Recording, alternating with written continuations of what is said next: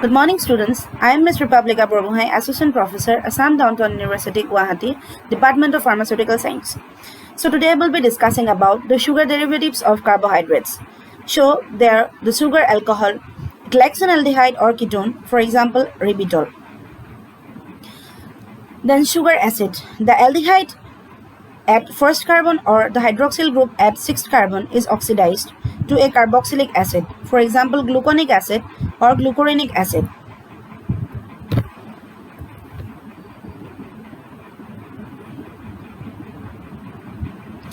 Now, the sugar derivatives, that is the amino sugar, it's an amino group, substitutes for an hydroxyl.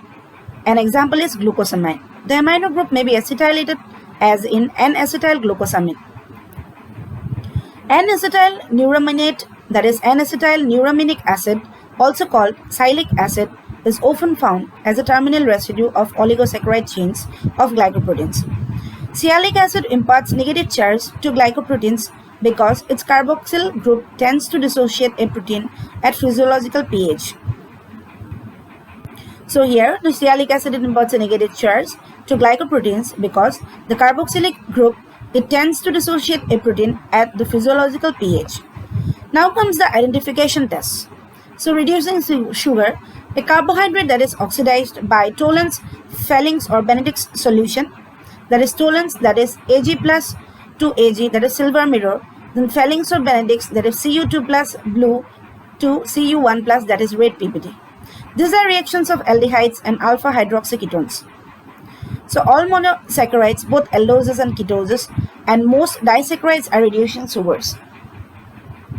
Sucrose, which is in the normal form said as table sugar, it's a disaccharide, but it's not reducing sugar.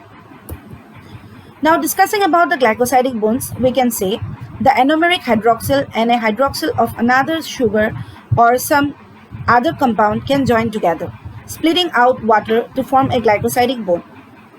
That is ROH plus HOR dash to ROR dash plus H2O.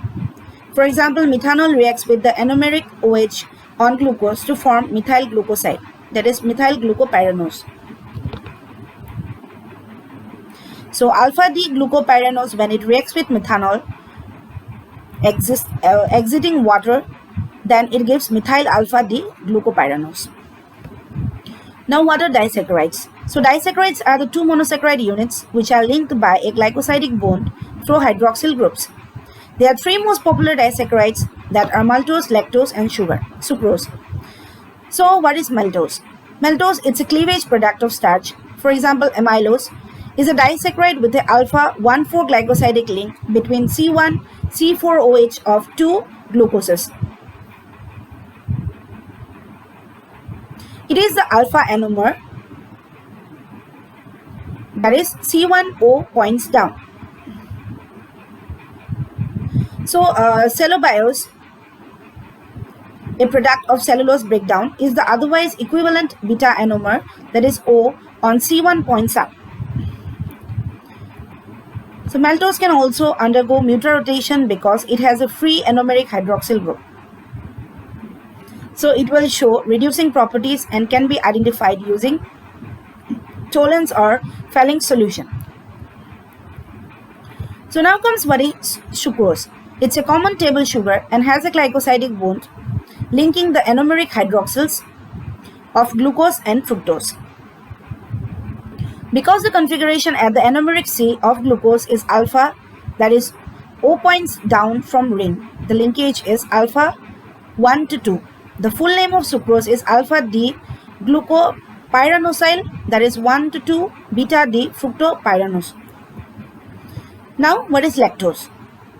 It's a milk sugar and it is composed of galactose and glucose with beta 1,4 linkage from the anomeric hydroxyl group of galactose. Its full name is beta D galactopyranosyl, that is 1,4 alpha D glucopyranose. So it's the lactose intolerance. Usually lactation period of mammals can be extended up to maximum of 4 years. After that, they will stop producing lactose digesting enzymes. But humans have developed the ability to digest lactose genetically over the time during evolution into a certain extent. However, around 25% of human population is unable to digest lactose completely due to genetic reasons. Most of others experience certain levels of lactose intolerance when consumed in high quantities. If more lactose is consumed, then it can be digested, and lactose molecules attract water because floating abdominal discomfort. If more lactose is consumed, then it can be digested. Lactose molecules attract water and it causes floating, abdominal discomfort and diarrhea. And intestinal bacteria feed on undigested lactose, which produces acid and gas. Thank you.